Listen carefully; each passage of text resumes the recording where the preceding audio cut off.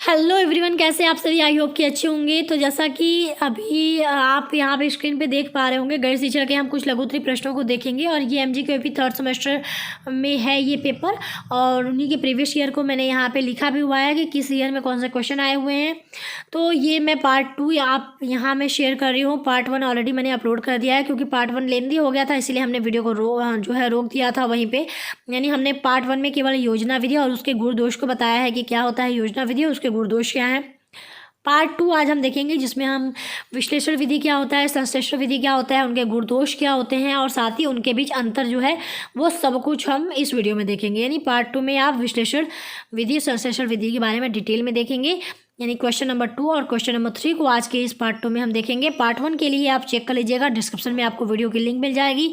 साथ ही प्लेलिस्ट की भी जो लिंक है वो मैं आई बटन पे दे दूंगी। साथ ही आपको जो है प्लेलिस्ट जो है आप चेक कर लीजिएगा, चैनल पे गणेश टीचर के नाम से प्लेलिस्ट होगी, आपको मिल जाएगी। तो चलिए हम वीडियो को शुरू करते हैं। बाकी अगर वीडियो पसंद आएगी तो वीडियो को लाइक कर दीजिएगा, शेयर कर दीजिएगा। चैनल पे नए हैं तो चैनल को सब्सक्राइब भी जरूर कर दीजिएगा।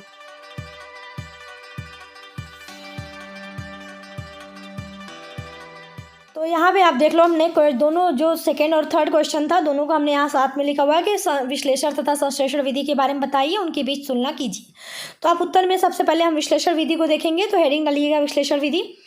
तो विश्लेषण का पहले मतलब समझते हैं कि विश्लेषण होता क्या। देखिए, विश्लेषण का मतलब होता है चीज़ों को छोटे छोटे भाग में तोड़ना।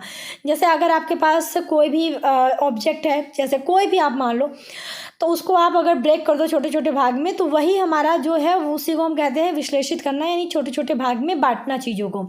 तो विश्लेषण को हम यहाँ पे पहले हम इसके अर्थ को समझेंगे, फिर इस विश्लेषण विधि को समझेंगे कि इसमें आखिर होता क्या है।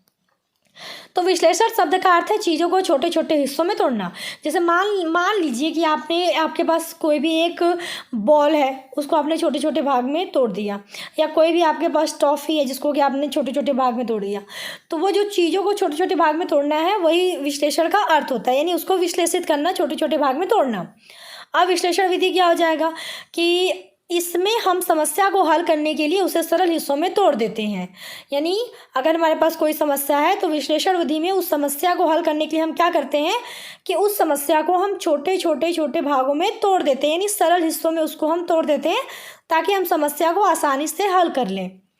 अब इस विधि में हम अज्ञात से ज्ञात की ओर अग्रसर होते हैं, यानी कि ज्ञात की सहायता से अज्ञात का पता लगाया जाता है।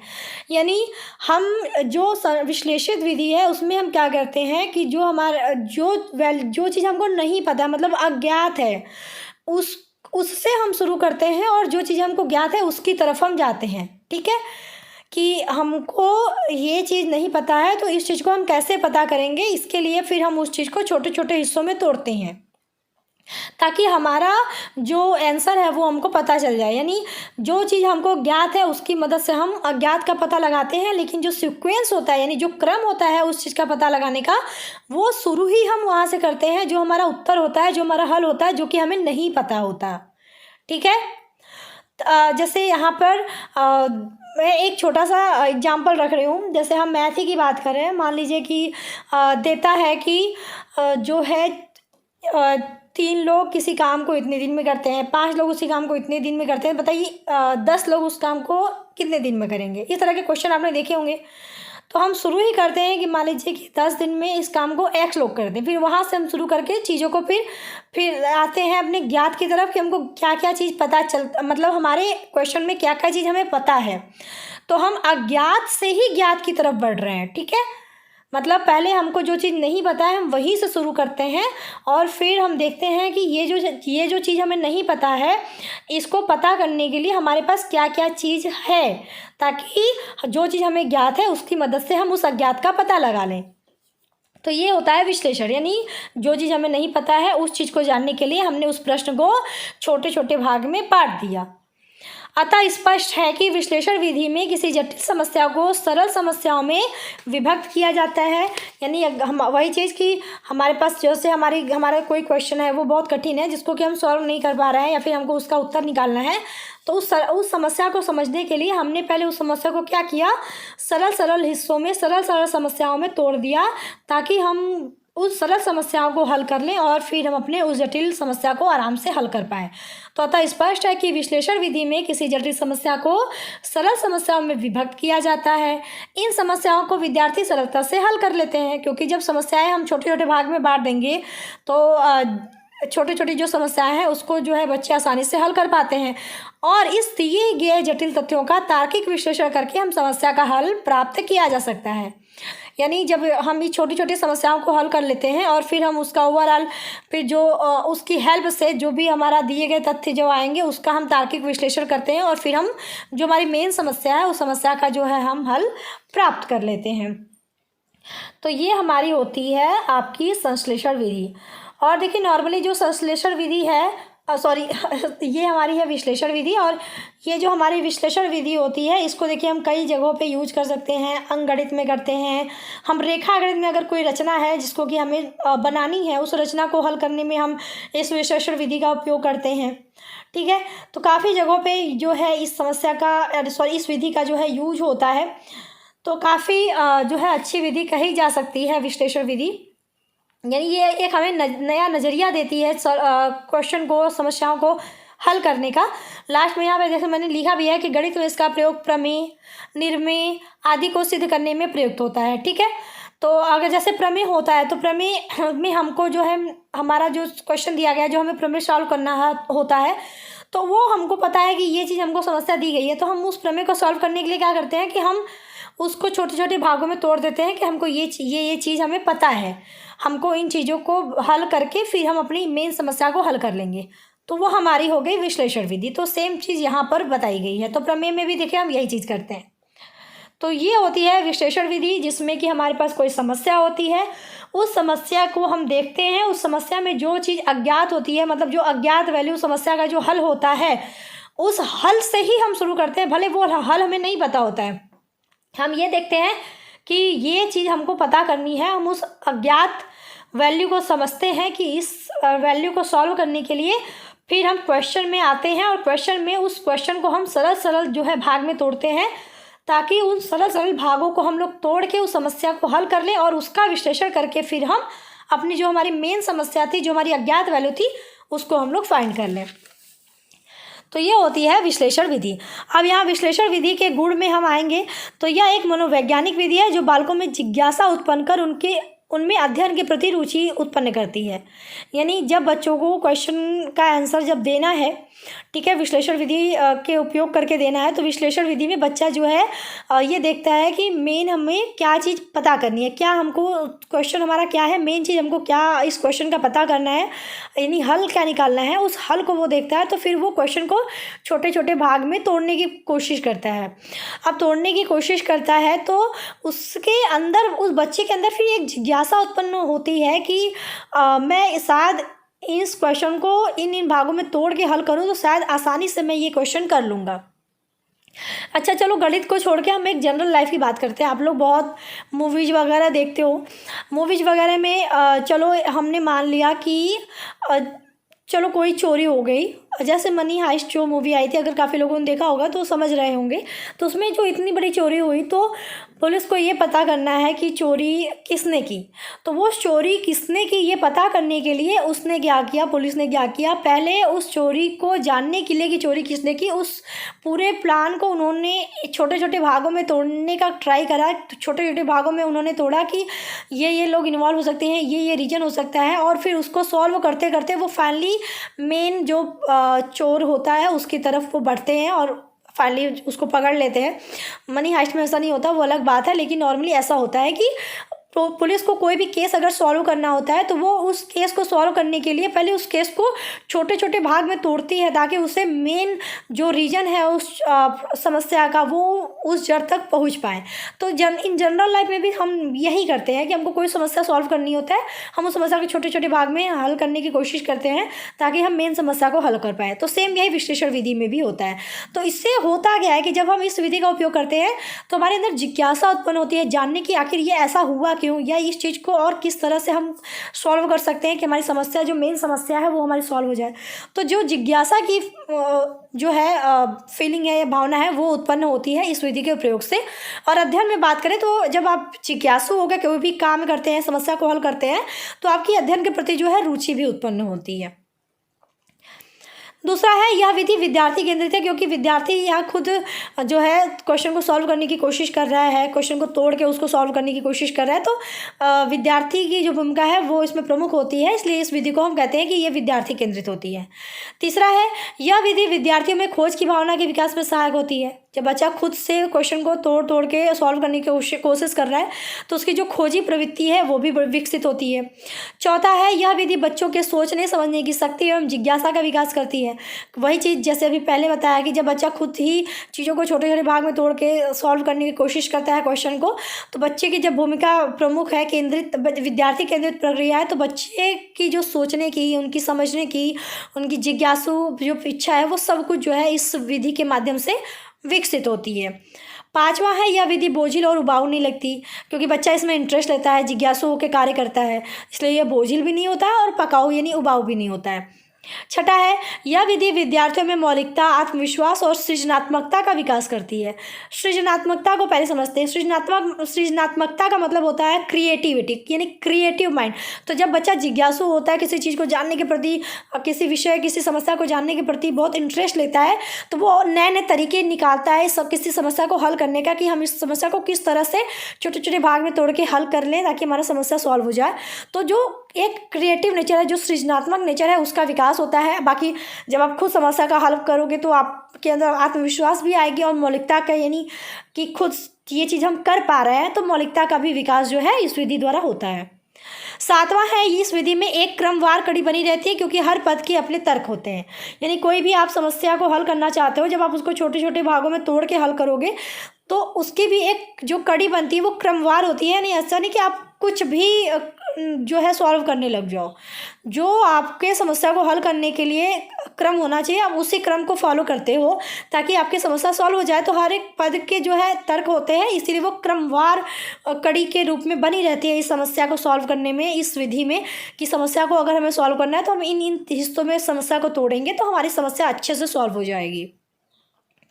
आठवां है, यह विधि रटने के लिए प्रोत्साहित नहीं करती, क्योंकि इसमें बच्चा जिज्ञासु नेचर का होता है, उसे क्वेश्चन को तोड़ के खुद सॉल्व करना होता है। तो जो रटने रटाने वाली प्रोसेस है इस विधि में वो चीज़ नहीं होती है। नौवां है, यह विधि स्थायी ज्ञान उत्पन्न करता है। जब आप खुद करके सीख रहे हो, खुद से क्वेश्चन को सॉल्व करना सीख रहे हो, खुद से क्वेश्चन को ब्रेक करके उससे सॉल्व करने की कोशिश कर रहे हो, तो आप जो भी इस विधि से चीज़ें सीखोगे वो आपके लंबे समय तक आपके माइंड में बनी रहेगी। इसीलिए इस विधि द्वारा जो भी ज्ञान अर्जित होता है वो कैसा होता है, स्थायी होता है। तो इत्यादि मैंने लिख दिया है। तो 9 पॉइंट बताए हैं गुण में। तो आई होप कि आपको ये सारे पॉइंट क्लियर हो गए होंगे कि क्या होता है विश्लेषण विधि। चलिए, आपको कुछ दोष भी होते हैं वो भी दिखा देते हैं कि क्या दोष हो सकता है इस विधि में। बात करते हैं हम विश्लेषण विधि के दोष की। तो पहला तो यह एक लंबी विधि है और अधिक समय लेती है। जब बच्चे को आप खुद कहोगे कि एक क्वेश्चन को छोटे छोटे हिस्सों में तोड़ के सॉल्व करके फिर जो हमारा मेन क्वेश्चन है उसको सॉल्व करो, तो ये टाइम टेकन प्रोसेस हो जाता है, लंबी विधि होता है और समय भी अधिक लगता है। दूसरा, यह विधि छोटे बालकों तथा मंदबुद्धि बालकों के लिए उपयोगी नहीं होता है। अब छोटे बच्चों को आप ये बोलो कि आप मतलब बच्चों को ये बता दो, छोटे बच्चे जो हैं, कि चलो आपको जो है क्वेश्चन हमने दे दिया कि इस तरह से आप एक निकालो कि एक पेन की कीमत इतनी है, 10 पेन की कीमत कितनी होगी। छोटे बच्चों को आपने फार्मूला वगैरह नहीं बताया है कि किस तरह से निकालना है, आपने कोई उन्हें मेथड नहीं बताया है, आप उन्होंने खुद बताया कि आपको बस पता करना है। तो छोटे बच्चे कर पाएंगे? नहीं कर पाएंगे। छोटे बच्चों के लिए भी उपयोगी नहीं है और साथ ही बड़े बच्चों लेकिन मंद बुद्धि बच्चों के लिए, ठीक है। यानी जो ऐसे बच्चे हैं जो कि जिनकी बौद्धिक क्षमता कम होती है, अगर आप उनको फार्मूला वगैरह ना बताओ, आप उन्हें बोलो कि कोई क्वेश्चन सॉल्व करो, कि एक प्रमेय की रचना करनी है, उसमें आपको क्वेश्चन दे दिया गया, बच्चों का आप फार्मूला नहीं बताओगे तो वो कैसे करेंगे, ठीक है। बहुत सारे जो फार्मूला होते हैं, आप अगर उन्हें नहीं बताओगे कि ये इस फार्मूले की हेल्प से आप इस क्वेश्चन को सॉल्व कर सकते हैं, आप बस बोलोगे कि ये समस्या आपको सॉल्व करनी है, तो जो मंद बुद्धि बालक होते हैं, बच्चे होते हैं, वो नहीं कर पाते हैं क्वेश्चन को सॉल्व। तो उन लोगों के लिए विश्लेषण विधि जो है सही नहीं होती है। तीसरा है, इस विधि से गणित और परिशुद्धता प्राप्त करना कठिन है। मतलब गति भी आप नहीं प्राप्त कर सकते क्योंकि टाइम टेकन प्रोसेस होता है। जब आपको, जैसे आप खुद सोचो कि आपको अगर फार्मूला दे दिया जाए किसी क्वेश्चन को सॉल्व करने के लिए, तो आप फटाक से आप क्वेश्चन को सॉल्व कर लोगे। लेकिन अगर आपको फार्मूला नहीं पता है, आप अब जो आपको चीज़ नहीं पता है उस चीज़ को पता करने के लिए आपने क्वेश्चन को छोटे छोटे भागों में बांटा ताकि आप आराम से धीरे धीरे करते करते उस समस्या को हल कर लो। तो टाइम लगेगा, तो आप गति कहाँ से प्राप्त करोगे? गति तब प्राप्त करते हैं जब आपको फटाफट उसका फार्मूला पता होता है, आपने चुटकी भर फार्मूला रखा और क्वेश्चन को सॉल्व कर लिया। तो ये होता है गति प्राप्त करके क्वेश्चन को सॉल्व करना। लेकिन ये एक लंबी विधि है, इसमें बच्चे को अपना खुद से एनालिसिस करना होता है, उसे सीखना पड़ता है, छोटे छोटे भागों में तोड़ना होता है क्वेश्चन को सॉल्व करने के लिए। तो गति जो है प्राप्त करना कठिन है, परिशुद्धता भी प्राप्त करना कठिन है कि एग्जैक्ट क्या यही वैल्यू आएगी। तो ये चीज़ थोड़ा सा पॉसिबल नहीं हो पाता है विश्लेषण विधि में। चौथा है, गणित के सभी प्रकार की समस्याओं में इसका प्रयोग नहीं हो सकता। यानी अगर बड़े लेवल पे देखा, उच्च लेवल पे देखा जाए तो बच्चों को आप हर एक चीज़ जो है आप विश्लेषण विधि के माध्यम से नहीं बता सकते कि अब बच्चा, अब जो ऐसे फार्मूले हैं, जो इतने लंबे लंबे बड़े बड़े फार्मूले हैं गणित के भी क्वेश्चन सॉल्व करने के लिए, या फिर किसी अदर साइंस के हो या किसी चीज़ के हो, तो क्या आप वहाँ पे इस विधि का उपयोग करेंगे? नहीं करेंगे ना, क्योंकि हम उसके बारे में हम समझ ही नहीं पाएंगे, बिना फार्मूले के हम कर ही नहीं पाएंगे। तो जो हर तरह की समस्या होती है, गणित की सभी प्रकार की समस्याओं में इस विधि का उपयोग जो है करना पॉसिबल नहीं है। पांचवा है, इस विधि के लिए कुशल अध्यापन की ज़रूरत होती है। यानी बच्चे को अगर आप अच्छे से नहीं ट्रेन कर पाएंगे, नहीं पढ़ा पाएंगे, उन्हें अध्यापन अच्छा नहीं दे पाएंगे, तो आप ये उम्मीद मत करिएगा कि बच्चा जो है इस विधि का उपयोग अच्छे से कर पाएगा। इस विधि का उपयोग बच्चा तभी अच्छे से कर पाएगा जब उस बच्चे का बेसिक चीज़ स्ट्रांग होगा, और उसके लिए बच्चे को कुशल अध्यापन की ज़रूरत पड़ेगी। इसलिए इस विधि के लिए ये बहुत ज़रूरी है कि कुशल अध्यापन मिले। अगर आप कुशल अध्यापन बच्चे को नहीं दे पाएंगे, तब बच्चे का अगर बेस स्ट्रांग नहीं होगा तो शायद वो इस विधि का उपयोग अच्छे से नहीं कर पाएगा। छठा है, इस विधि के लिए अधिक तर्क एवं सूझबूझ की जरूरत होती है। सिंपल सी बात है, आप बच्चे को फार्मूला वगैरह नहीं दे रहे हो, खुद से कह रहे हो कि खुद से क्वेश्चन को सॉल्व करो, छोटे छोटे भागों में तोड़ के सॉल्व करने की कोशिश करो। तो उसके लिए बच्चे का तर्क लेवल, बहुत तार्किक क्षमता अच्छी होनी चाहिए, सोचने समझने की क्षमता अधिक होनी चाहिए, तभी बच्चा कर पाएगा। आप नॉर्मल एक बच्चे से मतलब तुलना करो कि उम्मीद करो कि वो किसी भी समस्या को यूं ही हल कर देगा अपने मन से बिना किसी फार्मूले के, तो शायद ये थोड़ा सा जो है सही नहीं होगा कहना कि बच्चा वो कर पाएगा। क्योंकि इस विधि के लिए सूझबूझ होना, तार्किक अच्छा होना बहुत ज़रूरी है। सातवां है, अभ्यास के लिए यह विधि लाभकारी नहीं होती है। यानी अभ्यास करने के लिए कहाँ लाभकारी होगी? आप बच्चे को टाइम टेकन प्रोसेस हो जाता है, ये बच्चा उसी को करने में लगा रहता है। अभ्यास करने के लिए बच्चे को जो है फार्मूला वगैरह पता हो तो बच्चा फटाफट उस अभ्यास के लिए बहुत सारे क्वेश्चन को सॉल्व कर ले ताकि उसका और बेटर हो जाए सारी चीज़ें हैं। लेकिन ये इस विधि में अभ्यास के लिए जो है वक्त उतना नहीं मिल पाता है। तो अभ्यास के लिए जो है यह विधि जो है अच्छी भी नहीं कही जा सकती, क्योंकि इसमें बच्चे को हर एक प्रोसेस को करना पड़ता है, खुद से करना पड़ता है। तो अभ्यास के लिए उतना प्रॉपर उन्हें सुविधा भी नहीं मिल पाती, ना तो टाइम मिल पाता है। तो इत्यादि मैंने लिख दिया है। तो इससे दोस्त जो है आप विश्लेषण विधि के जो है बता सकते हैं। बाकी अब हम चलते हैं संश्लेषण विधि पे। तो आई होप कि आपको विश्लेषण विधि अच्छे से समझ में आ गई होगी। अब संश्लेषण विधि जो है, आप बस विश्लेषण को उल्टा कर दो, ठीक है, तो आपका संश्लेषण विधि निकल जाएगा। तो अब संश्लेषण का अर्थ क्या होता है? जैसे उसमें क्या था, चीज़ों को तोड़ना, इसमें क्या है, उन टूटी हुई चीज़ों को जोड़ना। तो अनेक को क्या करना, एक करना, टूटी हुई चीज़ों को समाहित करना, संग्रहित करना। तो अनेक को एक करना होता है संश्लेषण का अर्थ। तो संश्लेषण का अर्थ है अनेक को एक करना। विश्लेषण में हमने चीज़ों को तोड़ा, इसमें हमने टूटी हुई चीज़ों को इकट्ठा किया। अब यह विधि विश्लेषण विधि की उल्टी है। जैसा मैंने कहा कि ये उसकी जस्ट अपोजिट है। इस विधि में ज्ञात से अज्ञात की ओर बढ़ते हैं। मतलब इस विधि में हमको कुछ चीज़ें पता हैं और कुछ चीज़ों को हमने, जो चीज़ हमें पता है, हम उसकी हेल्प से हम जो मतलब उस चीज़ों को हमने देखा कि ये चीज़ हमें पता है, हमने उसकी हेल्प ली और हमने फिर जो है अपनी समस्या को सॉल्व किया। यानी इसमें हम ज्ञात से अज्ञात की तरफ बढ़ते हैं। हमको क्या चीज़ पता है, हमने उसकी मदद लेके अज्ञात चीज़ जो हमने निकाल दी। उसमें उल्टा था, हम पहले अज्ञात चीज़ को देखते हैं कि हमको निकालना क्या है, हमारा प्रश्न क्या है, फिर उस क्वेश्चन को सॉल्व करने के लिए जैसे हम छोटे छोटे हिस्सों में तोड़ने की कोशिश करते हैं। तो वो हमारी होती है विश्लेषण विधि, ठीक है। इसमें संश्लेषण विधि, इसमें हमको चीज़ें ज्ञात हैं, उन ज्ञात चीज़ों से फिर हमने कुछ जो है अज्ञात की ओर हम बढ़ रहे हैं। ये नॉर्मल देखो, आप ये देखो ना कि ये वहाँ पे काम करेगा। जैसे आपको मान लीजिए कोई क्वेश्चन दिया गया इस तरह की, जो है कि हमारा A=B होता है, और फिर एक क्वेश्चन दे दिया गया, एक की कोई भी इक्वेशन दे दिया गया कि ax² + bx प्लस उस तरह cx² + dy करके कुछ वैल्यू से दे दी गई और बताया गया कि a इक्वल टू जो c है, तो उससे फिर आपको x की वैल्यू फाइंड करनी है। तो हमको यहाँ पे जो चीज़ें ज्ञात है फिर हमने उस चीज़ को वैल्यू रख के फिर हमने नॉर्मली जो है इस तरह से हमने अपना क्वेश्चन जो है जो हमें अज्ञात वैल्यू थी हमने निकाल दिया। तो ये मेथड आपका संश्लेषण विधि है कि हमें जो चीज़ ज्ञात है हमने उसकी मदद से अपने अज्ञात चीज़ की वैल्यू निकाल ली। यह विधि दिया हुआ से आरंभ होकर सिद्ध करना है उसकी तरफ बढ़ती है। मतलब जो चीज़ हमें दिया है हम उस चीज़ से आरंभ करते हैं और जो चीज़ हमको सिद्ध करना है हम उसकी तरफ फिर आगे बढ़ते हैं। अभी जैसे मैंने अभी एग्जांपल जो दिया कि हमको सिद्ध जो करना है उसकी तरफ की हमें बताना है कि c=d होगा। मान लीजिए हमको सिद्ध करना है और हमको एक क्वेश्चन दिया गया है जिसमें हमको ये पता है कि a=b होता है या a=b जो है दिया गया है। तो इसमें हम दिया हुआ से आरंभ करते हैं और जो चीज़ हमको सिद्ध करना है उसकी तरफ बढ़ते हैं। उसमें उल्टा था, जो चीज़ हमें सिद्ध करना है हम उसकी वहाँ से आरंभ करते हैं और जो चीज़ हमें पता है वहाँ तक फिर आगे बढ़ते जाते हैं। फिर इस तरह से हम अपनी समस्या को हल करते हैं। इसमें दी हुई परिस्थितियों या तथ्यों को जोड़ना होता है और इस तरह जुड़े हुए तथ्य हमें वहाँ तक पहुँचाते हैं जहाँ से अज्ञात जानकारी सही हो जाती है और निष्कर्ष निकल आता है। यानी जो इसमें जो चीज़ हमें दी गई है हम उस चीज़ को जोड़ते चलते जाते हैं और इस तरह जुड़े हुए तथ्य को हम वहाँ तक लेके जाते हैं जहाँ तक हमें अपनी जो अज्ञात जानकारी है जो हमें सिद्ध करनी है वहाँ तक न पढ़ पाए, वहाँ तक हम इस प्रोसेस को आगे लेके चलते जाते हैं और फाइनली जो है वहाँ तक जाते हैं जहाँ तक हमें हमारी जो जानकारी है जो हमारी अज्ञात वैल्यू है वो सही हो जाती है और हमारा जो है निष्कर्ष निकल आता है। उस स्टेज तक हम अपने ज्ञात तथ्यों को जोड़ते जाते हैं और फिर हम फाइनली अपना जो है निष्कर्ष निकाल लेते हैं। अब संश्लेषण विधि के गुण देख लेते हैं।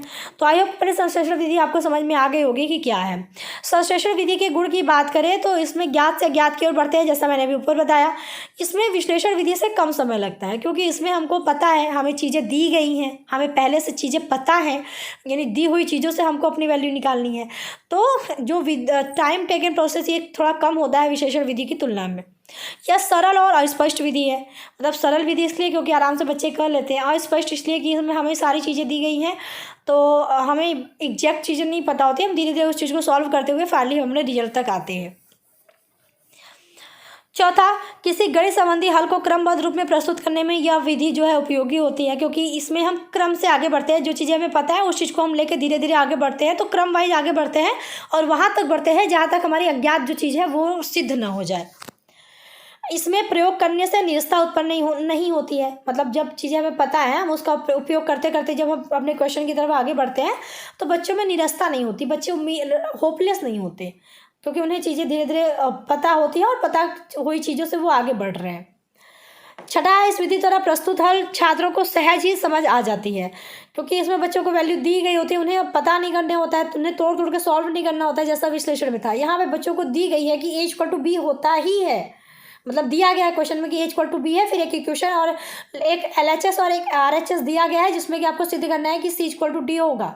a=b दिया गया है तो a=b हमें दिया गया है। जब हमको चीज़ें पता हैं तो उसके प्रयोग से हम सॉल्व कर रहे हैं, तो जो हम बच्चों के द्वारा जो समस्या है वो सहज ही उनको समझ में आ जाती है कि इस तरह से हल करना है, हमारी वैल्यू आ जाएगी। सातवां है, मंद बुद्धि बालकों के लिए यह उपयुक्त है। जो मंद बुद्धि बच्चे हैं क्योंकि उन्हें जब चीज़ें दी गई हैं तो उस दी हुई चीज़ों से सॉल्व करना क्वेश्चन को ईजी होता है, इसलिए मंद बुद्धि बच्चे भी आराम से इस तरह के क्वेश्चन को जो है इस विधि का प्रयोग करके क्वेश्चन को सॉल्व कर लेते हैं। आठवां है, इसका प्रयोग करने से छात्रों को सरलता होती है।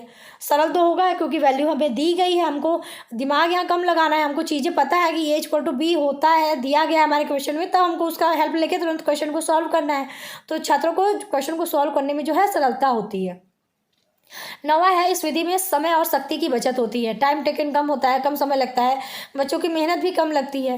और 10वां है कि यह विधि अभ्यास के लिए उपयोगी होती है क्योंकि बच्चे जब चीज़ें पता होती है तो इस तरह के बहुत सारे क्वेश्चन को वो कर सकते हैं, उनके पास टाइम होता है और क्योंकि टाइम की भी बचत हो जाती है इस विधि के प्रयोग से, तो यह विधि अभ्यास के लिए भी काफ़ी उपयोगी होती है। तो यहाँ पर मैंने 10 विधि बताई, 10 गुण बताए, तो आई थिंक कि आपको सारे समझ में आ गए होंगे। तो कंपेयर करेंगे आप विश्लेषण और संश्लेषण में, तो चीज़ों को तोड़ के जब सॉल्व करने की बात होती है तो वो विश्लेषण, दी हुई चीज़ों से क्वेश्चन को सॉल्व करना होता है तो वो संश्लेषण विधि होता है। तो यहाँ पे हम आगे आ चुके हैं और यहाँ पे हम देखेंगे संश्लेषण विधि के दोष को। पहले तो संश्लेषण विधि के दोष में पहला है कि इसमें विद्यार्थियों की खोज प्रवृत्ति का विकास नहीं होता, यानी जैसा विश्लेषण में था खोजी प्रवृत्ति का, जिज्ञासु प्रवृत्ति का, तो वो यहाँ पे नहीं हो पाता। क्योंकि इसमें बच्चे को चीज़ें ऑलरेडी दी हुई हैं, तो उनको इतना खोजना वोजना नहीं होता है चीज़ों को कि क्या करना है, कैसे करना है, तो खोज प्रवृत्ति का जो है विकास नहीं होता। दूसरा, इस विधि में छात्र के तर्क, विचार एवं निर्णय शक्ति का विकास भली भांति नहीं हो पाता है, क्योंकि बच्चों को इतना सोचने, विचारने और डिसीजन लेने की जो शक्ति है उसको इतना जो है पुशअप नहीं मिल पाता है इस विधि में, क्योंकि बच्चों को चीज़ें ऑलरेडी दी गई हैं जिसकी मदद से उसे क्वेश्चन सॉल्व करना है, तो इतना बच्चा सोचता समझता नहीं है इस विधि के माध्यम से। जबकि विश्लेषण में जस्ट इसका जो है उल्टा था। तीसरा है कि यह विधि सरल तो है पर स्पष्ट नहीं है, मतलब यह विधि सरल है, बच्चों को आसानी से समझ में आ जाता है, पर स्पष्ट नहीं है का मतलब जैसे इसमें बच्चों को दिया है कि A=B होता है, क्यों होता है, कैसे होता है, ये सारी चीज़ें बच्चों को नहीं पता, बस उन्हें दी गई है कि A=B होता है, मतलब क्वेश्चन में ही दिया गया है कि A=B है। तो स्पष्ट हम नहीं कह सकते कि स्पष्ट विधि है, लेकिन ये है कि सरल विधि है। चौथा है, यह विधि रटने की प्रवृत्ति पर जोर देती है, क्योंकि इसमें बच्चों को रटना पड़ेगा, फॉर्मूले वगैरह रटना पड़ेगा ताकि वो क्वेश्चन को आराम से सॉल्व कर ले। तो उन्हें चीज़ें दी गई हैं जिसको कि यूज करके वो फार्मूलों का यूज करके आराम से क्वेश्चन को हल कर ले, तो रटने की प्रवृत्ति पर यह विधि जो है ज़्यादा ही जोर देती है। पांचवा है, यह विधि केवल सिद्ध कर सकती है, समझा नहीं सकती, मतलब ये विधि जो है ये बता सकती है कि A=B है, तो हमें प्रूफ करना है कि C=D होगा, LHS=RHS में हमें प्रूफ करना है कि C=D होगा और A=B दिया गया है और दोनों तरफ कुछ इक्वेशन दिए गए हैं, LHS में और RHS में मान लीजिए एक इक्वेशन दिया गया है। तो यह विधि हमें ये बता सकती है, सीखने में मदद, मतलब यह समझा सकती है कि सिद्ध करवाने में कि ये C=D होगा। जब हम A=B करके क्वेश्चन में रखते जाएंगे, फाइनली हम सिद्ध कर सकते हैं कि C=D होगा, लेकिन ये नहीं बता सकती कि क्यों होगा, ठीक है, समझा नहीं सकती, केवल सिद्ध कर सकती है यह विधि। छठा है, यह एक नीरस तथा निर्जीव विधि है। छात्र प्रत्येक बात को समझने के लिए अध्यापक पर निर्भर रहते हैं, क्योंकि बच्चा इस पर डिपेंड रहता है अध्यापक के ऊपर ही, कि अध्यापक सर यानी टीचर हमें बताएंगे कि ये चीज़ कैसे करना है, क्यों करना है, समझाएंगे तब हम करेंगे। तो बच्चों का उतना खुद का इंटरेस्ट नहीं होता है, वो डिपेंडेंट होते हैं टीचर के ऊपर, तो इसीलिए यह विधि जो है नीरस और निर्जीव भी कहते हैं इस विधि को हम। सातवां है कि इस विधि द्वारा प्राप्त ज्ञान विद्यार्थियों के द्वारा स्वयं ढूंढा नहीं होता, इसलिए वो स्थायी नहीं होता, यानी बच्चे जो इस विधि द्वारा सीखेंगे वो उनके हमेशा मन में स्थायी नहीं होता, क्योंकि वो पहले तो अध्यापक पे डिपेंड होकर सीखते हैं, खुद से ढूंढा हुआ नहीं होता है उनका जो भी समस्या का समाधान होता है, तो उसकी वजह से भूलने के चांसेस बहुत ज़्यादा बढ़ जाते हैं। आठवां है, यह एक अमनोवैज्ञानिक विधि है, मतलब इसका कोई फैक्ट नहीं है कि ये चीज़ क्यों है, और गणित में तो वैसे भी फैक्ट बहुत कम ही होते हैं। A=B हमने, क्योंकि गणित में अधिकतर चीज़ें हम मान के चलते हैं कि माना कि ये A=B है, तो वही है कि ये एक अमनोवैज्ञानिक विधि है। नौवां है, छात्रों के मन में ये बहुत सी संख्याएं उत्पन्न होती है कि जिसकी व्याख्या उनको उपलब्ध नहीं, बहुत सारी शंकाएं उत्पन्न करती है जिसकी व्याख्या उनको उपलब्ध नहीं होती है। यानी गणित में जब हम इस विधि का उपयोग करते हैं तो हमारे यानी बच्चों के मन में बहुत सी शंकाएं या वो डाउट जो है वो उत्पन्न होता है कि ऐसा क्यों हो गया, या जैसे हम टीचर हमें बताते हैं कि आप इस फॉर्मूले का उपयोग करके लगाइए, आपका क्वेश्चन सॉल्व हो जाएगा, तो बच्चे के मन में काफ़ी डाउट होता है कि आखिर ये चीज़ ऐसे कैसे हो गई, A=B क्यों दे दिया गया है, या ये फार्मूला कैसे यूज हुआ है, तो बहुत सारे डाउट होते हैं। लेकिन बच्चों को क्या है कि अध्यापक ने कह दिया कि आपको ये फार्मूला बस यूज करना है, आप सॉल्व करिए, आपका आंसर आ जाएगा। तो बहुत सारी बच्चों के मन में डाउट, शंकाएँ उत्पन्न करती है ये विधि, लेकिन जो है उसका जो व्याख्या है वो बच्चों को उपलब्ध नहीं हो पाता है, क्योंकि अध्यापक कह देता है कि भाई ये फार्मूला है तो फार्मूला है, आपको यूज करना है, कैसे है क्यों है नहीं पता, बस यूज करो, आपका आंसर आ जाएगा। तो ये चीज़ें जो है आपको इस विधि के दोषों के अंतर्गत देखने को मिलेंगी। तो सारी जो चीज़ें हैं वो क्लियर हो गई होंगी दोष के अंतर्गत। तो अब हम इसके अंतर को चलिए देख लें। तो आप विश्लेषण एवं संश्लेषण विधि की तुलना या अंतर करके हेडिंग डाल के लिखिएगा कि विश्लेषण एवं संश्लेषण विधि एक दूसरे के पूरक है, इनके बीच अंतर को निम्न बिंदुओं के माध्यम से समझा जा सकता है। अब वो कौन कौन से बिंदु हैं, तो आप एक तरफ लिखिएगा विश्लेषण विधि और एक तरफ लिखिएगा संश्लेषण विधि। तो विश्लेषण में क्या लिखेंगे कि इस विधि में अज्ञात से ज्ञात की ओर बढ़ते हैं, मतलब जो चीज़ हमें नहीं पता है वहाँ से शुरू करते हैं, फिर जो चीज़ हमें पता है वहाँ तक हम बढ़ते जाते हैं ताकि हमारी समस्या सॉल्व हो जाए। संश्लेषण में हमें ज्ञात से अज्ञात की ओर बढ़ना है, ठीक है, जो चीज़ हमें पता है वहाँ से चलते हैं। जैसे अभी हमने बताया आपको कि A=B हमें दिया गया है, हमें एक LHS=RHS में C=D प्रूफ करना है, तो हम उस दिए गए वैल्यू को रखते जाते हैं और सॉल्व करते जाते हैं। फाइनली हम अपने जो चीज़ हमें पता करनी है, जो चीज़ हमें प्रूफ करना है, जैसे C=D मान लीजिए हमें प्रूफ करना है, वहाँ तक आ जाते हैं। तो ज्ञात से हम अज्ञात की तरफ बढ़ते हैं। दूसरा है विश्लेषण में कि यह विधि कठिन है परंतु स्पष्ट है, क्योंकि बच्चों को यह विधि कठिन लगती है लेकिन जो चीज़ें वो सीखते हैं वो स्पष्ट रूप से उनको वो समझ में आती है। और जबकि संश्लेषण में क्या है, यह विधि सरल है लेकिन अस्पष्ट है। अभी मैंने ऊपर आपको सारी चीज़ बताई कि क्यों कैसे।